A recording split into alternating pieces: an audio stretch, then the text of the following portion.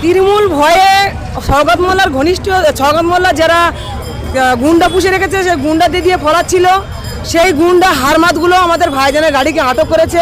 মনে করেছে এইভাবে আমরা তো দমাতে পারছি না, ভাইজান উঠে যাবে, যে কোনো প্রকারে আমাদের এইভাবেই আটকালে, এইভাবে ভাঙচুর করলে মনে হচ্ছে দমে যাবে।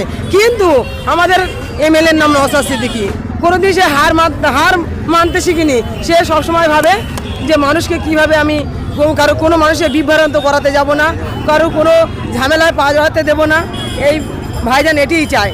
কিন্তু ভাইজানের গাড়িতে আটক করেছে, মনে করছি কি থামিয়ে রাখবে? থামিয়ে রাখার জায়গা আছে?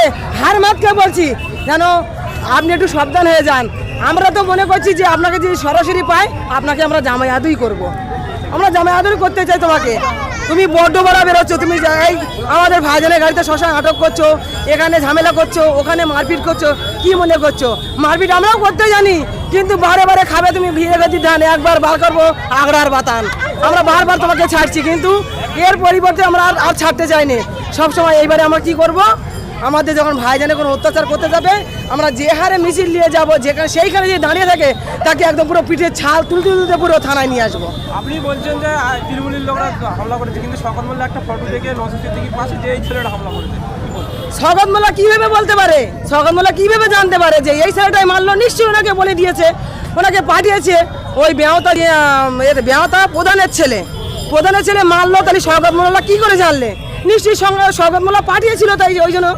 না তো এ কথা তো কোনো মানুষ বলতে পারে না যে কোথাকার ফটো, এই ছেলেটা কে। কিন্তু সৌগত মোল্লা সাথে সাথে মোবাইলে ফটোটা পাঠিয়ে দিয়েছে, এই ছেলেটাই করেছে। তাহলে এইভাবে দমানো যাবে না।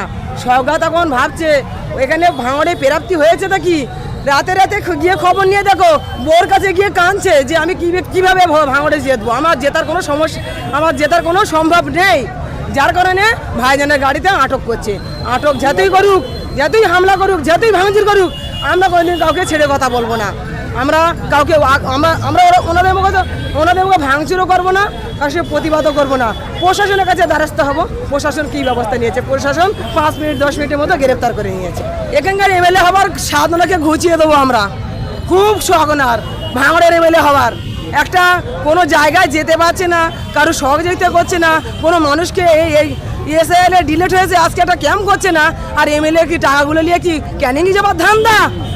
আর যেতে দেবো না। খুব খেয়েছো তুমি এবার কিভাবে খালি করতে হয় আমরা সেটা এবার জেনে গিয়েছি। একটা থানা থেকে 7টা থানা করলো, তবু অশান্তি কমছে না ভাঙড়ে। এটা একটা থানা থেকে 7টা থানা করার মূল উদ্দেশ্য হলো আইএসএফকে দমানোর জন্য, আদার্স অন্য কিছু নয়। আইএসএফকে কিভাবে দমানো যাবে, আইএসএফকে কিভাবে রোকা যাবে, এই জন্য থানাটা করে দিয়েছে। তা আরও আমাদের সুবিধা হয়েছে। আমরা তো এটাই ভাবছি যে না, আগে আমাদের দূরে কাশীপুর থানা ছিল, তখন দূরে যেতে হতো। এখন বাড়ির ধারে ভাঙড় বিজয়গাছ থানা আমাদের আরও সুবিধা করে দিয়েছে। আমরা তো ওনাদের চোর না, গুন্ডা না, মস্তান না, তাহলে আমাদের কিসের সমস্যা? যাদের সমস্যা তারাই আজকে বুঝতে পারছে কি হচ্ছে ওনাদের মনের ভিতরে। একটা সোশ্যাল মিডিয়ায় একটা ভিডিও দেখছি, সেখানে সৌগত মোল্লা বলছে আহসান মোল্লাকে যে ইনি গরিবের আল্লাহ ভগবান। আহসান গরিবের ভগবান? ওই লোকের কি আর বলবো, লোকের মেরে ধরে গোরা ভগবান হতে চায়। লোকেরকে তোলাবাজি দেখি ওনারা ভগবান হতে হয়, কিন্তু যেখান থেকে তোলা তুলছে তাদের মুখে শুনে দেখো তারা কি উত্তরটা দিয়ে, তারা উত্তর দেওয়ার জন্য বসে আছে। আপনি বলেছিলেন আরাবুল ইসলাম ক্যানিং দূরে দাঁড়িয়েছে, আপনি কোথায় যাবেন?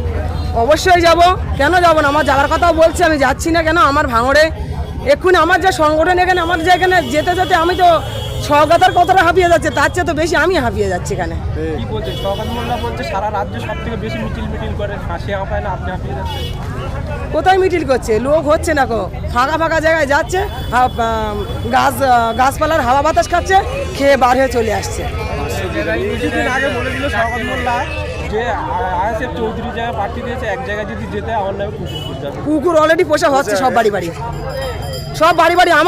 আমি বলছি আমার বাড়িতে এত কুকুর ছিল না, এখন দেখছি 4টে কুকুর গিয়ে হাজির হয়েছে। আমার মনে হয় ওনার নামে মনে হয় চলে এসেছে আমার বাড়িতে। কালকে সোশ্যাল মিডিয়ায় দেখছিলাম তোয়াজ সিদ্দিকী বলছে যে সৌগত মোল্লা মমতা প্রচার আসবে, কিন্তু সবাইকে আপিল করেছে ক্যানিং বা ভাঙড়ের লোকদের যে কেউ ভোট দেবেন না সৌগত মোল্লাকে, ভোট দিলে আবার 5 বছর এরকম খুনের রাজনীতি চালাবে। কি বলবেন? উনি তো সৌগত মোল্লা ওটাই চাচ্ছে যে খুনের রাজনীতি করতে ভালোবাসে। তা যদি না হতো মুখ্যমন্ত্রী মমতা ব্যানার্জি আজকে যে বোম বাঁধে তাকে নিয়ে রাজনীতি করছে, তাকে নিয়ে আজকে ভাঙড়টাকে অশান্তি পাঠাচ্ছে। সৌগত মোল্লা হারলে কি করে থাকবে? সৌগত মোল্লা হারলে যে জলকালগুলো লুট করেছিল ক্যানিংয়ে সেই জলকারে মাছ চুরি করে ওনার খেতে হবে।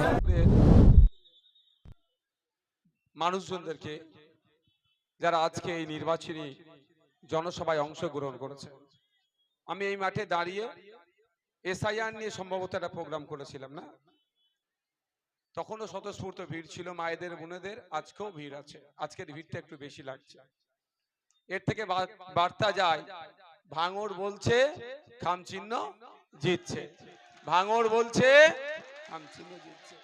এখানে যারা উপস্থিত হয়েছে নিশ্চিতভাবে তাদেরকে বিরিয়ানির প্যাকেট 500 টাকা তেল খরচ দিয়ে নিয়ে আসা হয়নি, এটা জোর গলায় আমরা বলতে পারবো। অর্থাৎ এটা পেড না, আনপেডই হচ্ছে, অর্থাৎ বিনা খরচে নির্খরচায় আমরা আমাদের উপস্থিতি জাগান দিচ্ছি, যে আমরা একটা প্রমাণ করেছি আর করব যে অ্যাকচুয়াল ভাঙড়টা কি। ভাঙড় কোনো মারামারি হানাহানি খুনোখুনি চায় না, ভাঙড় চায় একটু শান্তিতে থাকতে। সকালে উঠে মাঠে যায়, কৃষিকাজ করে, সকালে উঠে বিজয়গঞ্জে বাজারে যায় সবজিটা নিয়ে বিক্রি করার জন্য, বা কেউ শর্ট লেগে বা বিভিন্ন জায়গায় যায় সবজিটা বিক্রি করে বিকালের দিকে ফিরে বাড়িতে আসে, একটু শান্তির সাথে থাকতে চায়, তাই তো নাকি? কিন্তু এই নটোরিয়াস ক্রিমিনাল সমাজ বিরোধীরা এই ভাঙড়ের মানুষকে শান্তির সাথে থাকতে দিতে চাইছে না। 2021 থেকে 2023 যখন নটোরিয়াস ক্রিমিনালটার হাতে দায়িত্ব ছিল না, তখনও ভাঙড়ে আইএসএফ এর সাথে তৃণমূলের রাজনৈতিক মতপার্থক্য ছিল, ঠেলাঠেলি হয়েছে কিন্তু খুনোখুনি হয়নি, মিথ্যা মামলা দিয়েছে, পুলিশকে দিয়ে তাড়া কাটিয়েছে, কিন্তু কাউকে খুন করেনি। কিন্তু যেই সরকার সাহেব দায়িত্ব পেল ভাঙড়ে, তারপর থেকে ভাঙড়ে দেখুন খুনোখুনি হতে শুরু হয়ে গেল। শুধু তাই নয়, বিরোধীদেরকে তো খুন করছেই করছে, খুন করতে করতে তাদের দলের নেতাকেও সে খুন করতে ছাড়লো না। তাই আমরা এখন শপথ নেব, ভাঙড় দেখিয়ে দেবে কোন মতেই কোন সমাজ বিরোধী নটোরিয়াস ক্রিমিনাল তথা তুই বোমবাদী সেই নামে যিনি খ্যাত, তাকে ভাঙড় থেকে জিততে দেবে না। তাই ভাঙড়ের মানুষের পালস বুঝে গিয়েছে, ভাঙড়ের মানুষের মাইন্ড কি এখন বুঝতে পেরে গিয়েছে। সরকার সাহেব একটা সময় বলেছিল 1 লাখ ভোটে জিতবো, তারপরে বলল 50,000 ভোটে জিতবো, তারপরে বলছে একটা ভোট হলেও জিতবো।